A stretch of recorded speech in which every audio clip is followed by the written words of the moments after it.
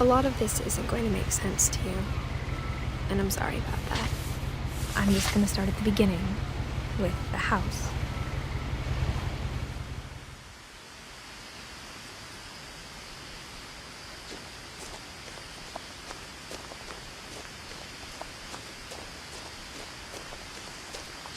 I lived here until I was 11, but I wasn't allowed inside half the rooms.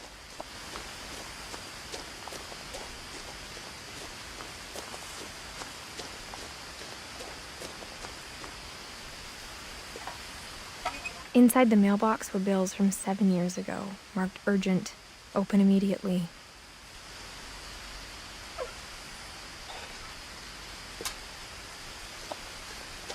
I hadn't been back since my brother Lewis's funeral.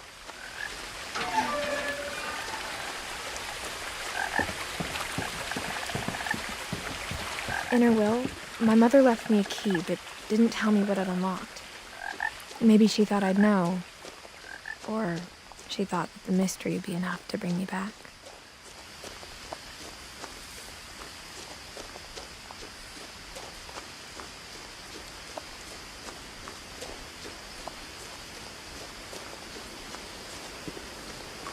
The truth is, even after I inherited the house, I never thought I'd come back to it. But now I had questions about my family that only the house knew the answers to. The woods around the house have always been uncomfortably silent, as if they're about to say something but never do.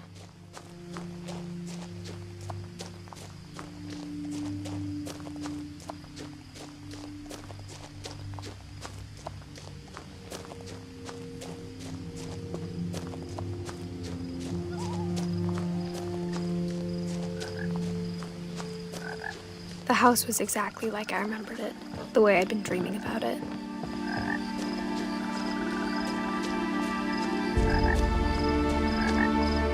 As a child, the house made me uncomfortable in a way I couldn't put into words.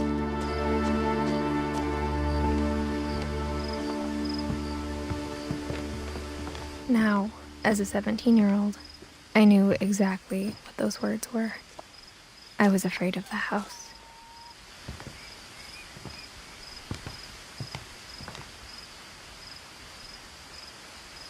I hoped the key might unlock the front door.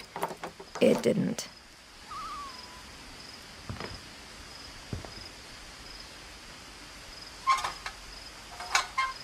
Looking in, I felt like the house itself had been waiting for me.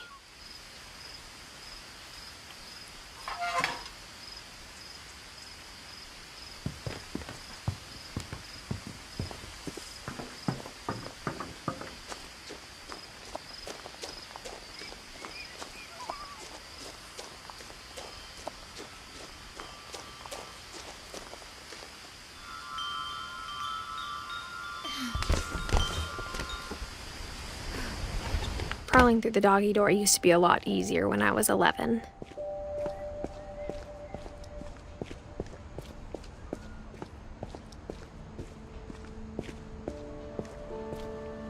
The power had been turned off the night we left. For the first time in years, I felt like I was home.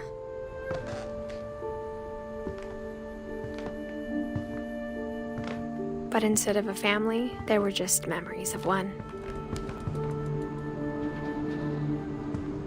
Like how only one restaurant would deliver to our house, so we had Chinese a lot. Or how after Lewis started working at the cannery, we all got sick of eating salmon. Except our cat, Molly.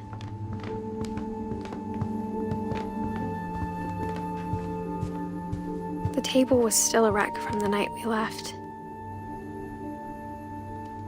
It was like a bomb had gone off, killing everyone but sparing the furniture.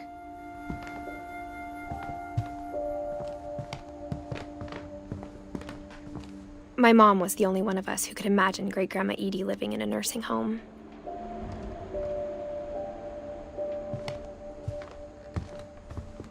Nothing in the house looked abnormal. There was just too much of it, like a smile with too many teeth.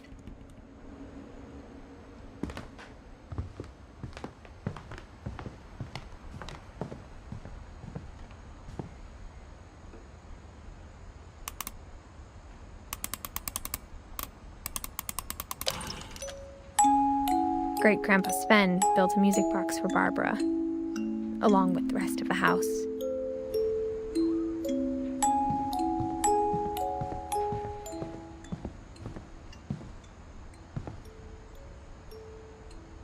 A lot of things got left behind in the whirlwind of that last night.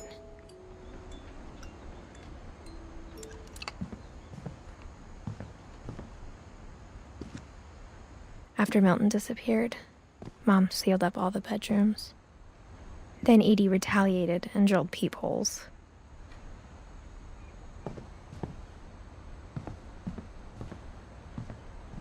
I spent a lot of time playing in Great Uncle Walter's room.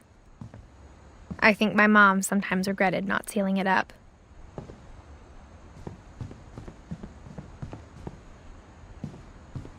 Lewis told me there were secret passages, but I never believed him.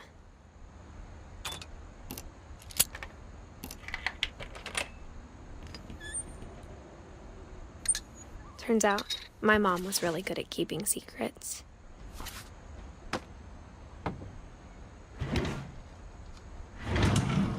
Now it was time to find out what my mom had been afraid of.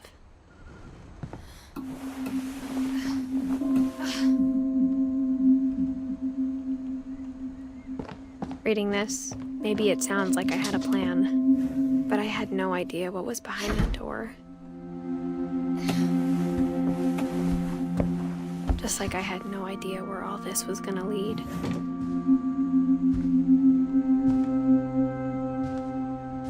I grew up looking at Molly's room through the peephole.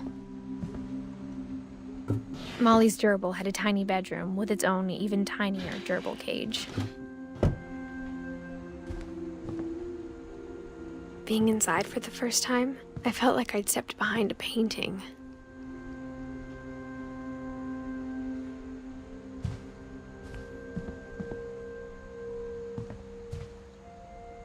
I got the sense Edie had spent a lot of time here, before my mom sealed the doors.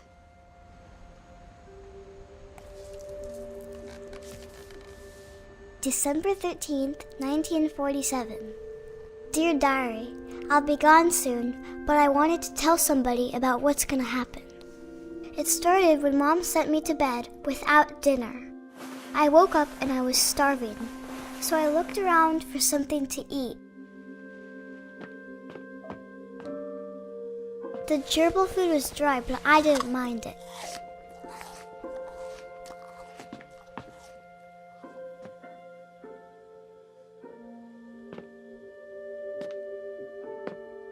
My Halloween candy was all gone.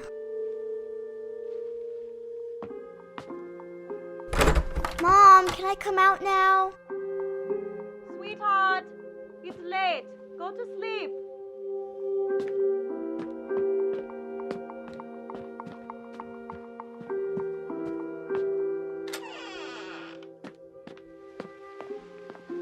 I kept eating and eating.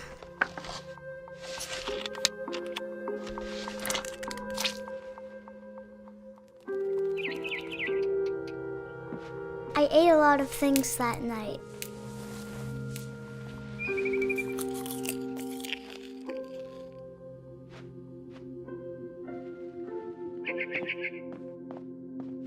Then I heard chirping outside my window. It was a barn swallow going back to her nest. I reached out for her.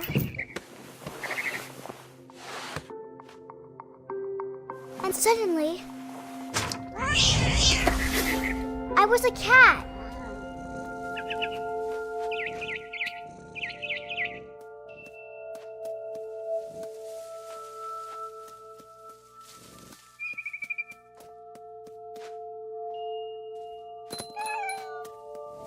I tried to be quiet, but the bird was really scared.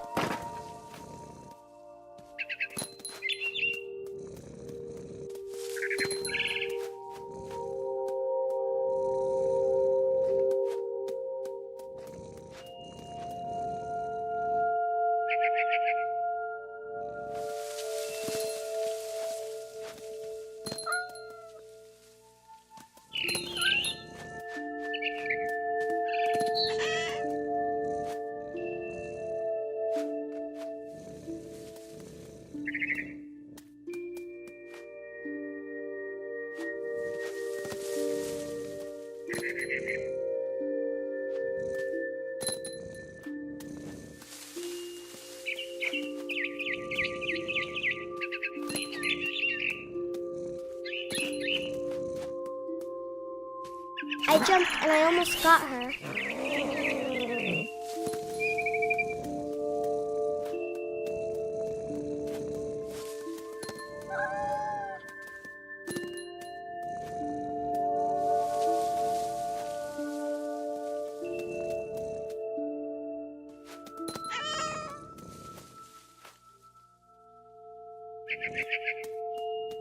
I could tell she was getting really tired. Now I was up in the big tree. I promised Dad I wouldn't climb it anymore. All I cared about was eating that mama bird.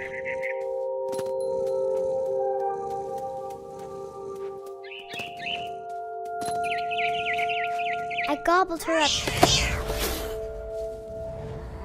And suddenly, I was an owl. First, all I heard was the wind. Then I heard little teeth nibbling in the grass.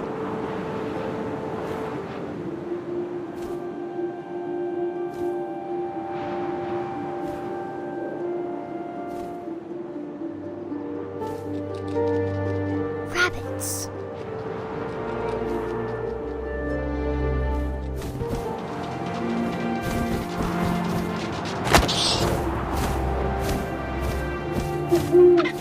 I imagined his face looking up and seeing mine through my talons. I swallowed him up, and I didn't chew one bit. Then I flew off to find something bigger.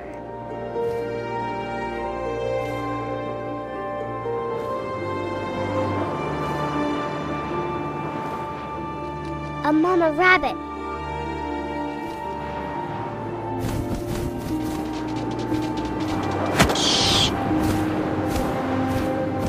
She was almost too big to carry. I started choking, but I couldn't stop eating. And suddenly, I was a shark.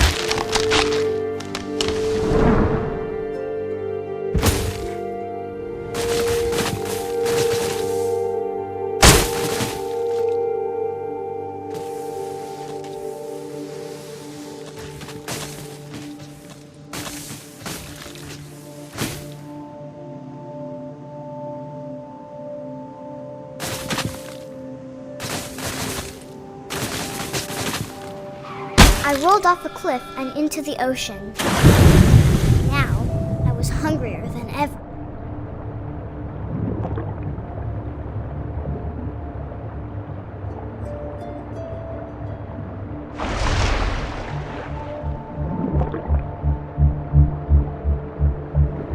I wanted fat, juicy seals.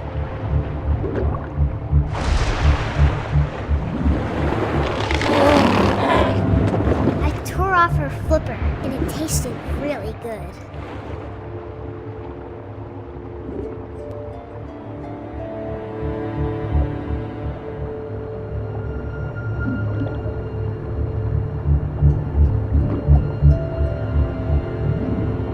I grabbed on tight, but I was so hungry, I jumped out of the water. When I opened my eyes, everything had changed.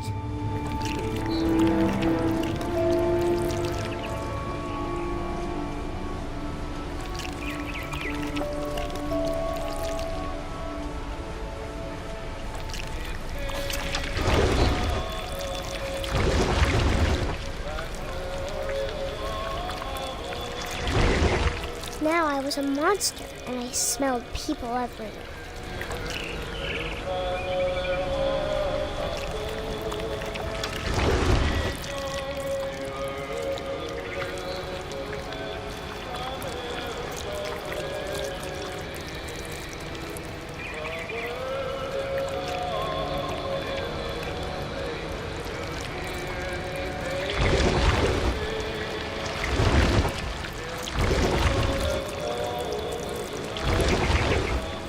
I was big, but I moved real quiet.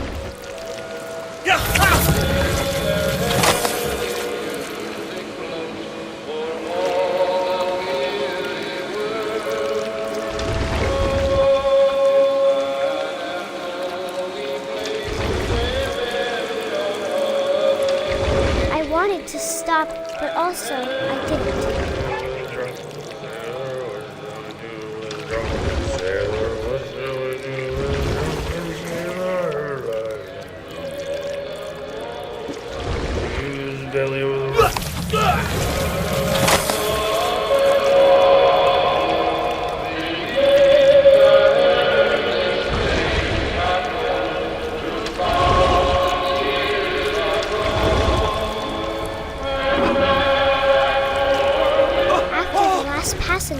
I was still hungry. And across the water, I smelled something new. Something I had to have, so I swam towards it.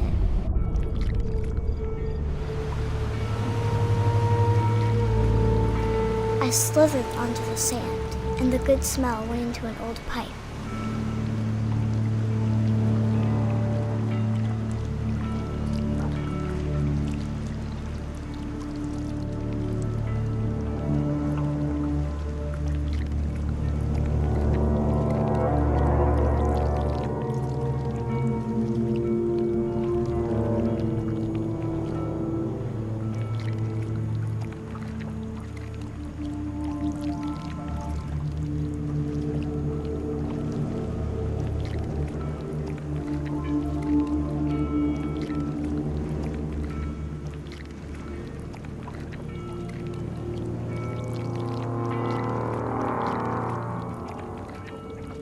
I got closer and closer.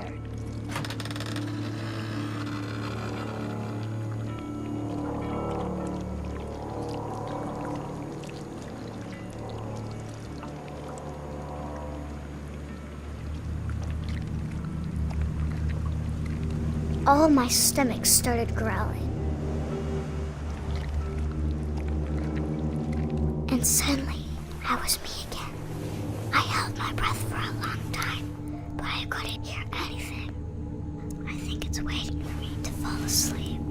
But it's not going to wait much longer. It needs to feed, and we both know I will be delicious.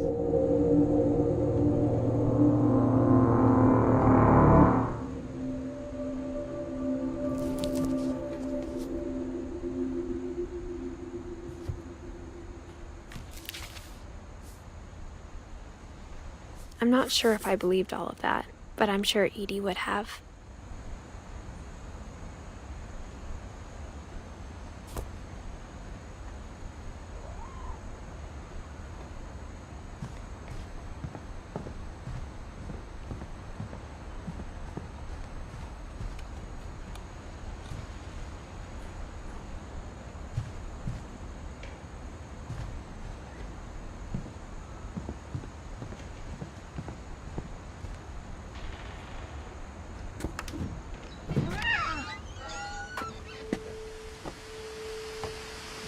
This will be obvious later, but my mom never told me any of these stories.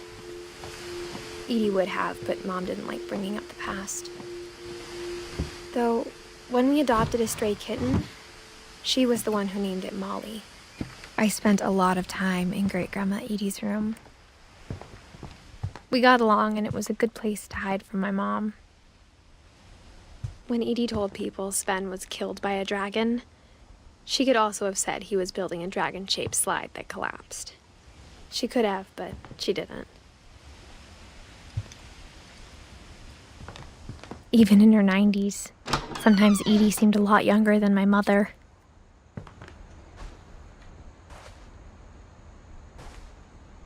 The only trace Grandpa Sam's first wife, Kay, left on the house was the pink bathroom. It was a pretty big trace.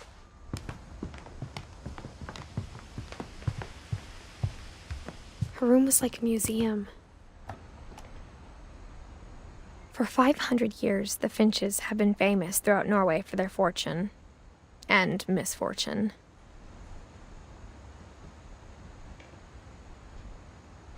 Odin Finch buries the latest victims of the family curse, his wife Ingeborg and their newborn son, Johan. On January 7th, 1937, he set sail with his family and his house, hoping to leave the curse behind. But 40-foot waves off the coast of Washington send the house and Odin to the bottom of the sea. Odin's daughter Edie, with husband Sven and baby Molly, step ashore on their new home, Orcas Island. Odin Finch is the first to be buried in the new family cemetery. His daughter Edie is already dreaming of a new Finch house.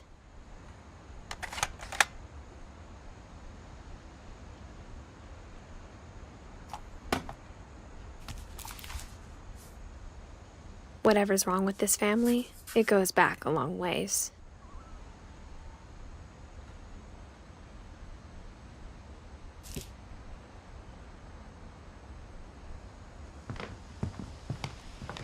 Louis died a week before we left, but Edie had already started to memorialize him.